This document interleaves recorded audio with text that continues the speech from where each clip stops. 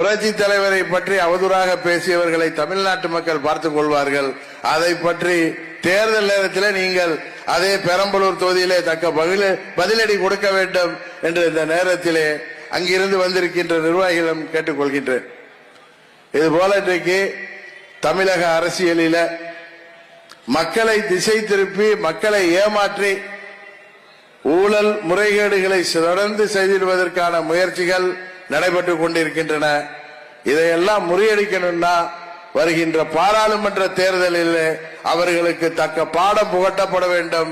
அதை பட்டி தொட்டியெல்லாம் நீங்கள் சென்று அதை நீங்கள் மக்களிடம் எடுத்துச் சொல்ல வேண்டும். உறுதியாக நாம் அமைக்கின்ற கூட்டணி வெற்றி பெறும். தமிழ்நாட்டின் தலையெழுத்தை 26 மாற்றி அமைக்க நமக்கு வாய்ப்பு கிடைக்கும். அதற்கு நீங்கள் பணியாற்ற வேண்டும் என்று மீண்டும் உங்கள் அனைவரையும் பணிவன்போடு கேட்டுக்கொண்டு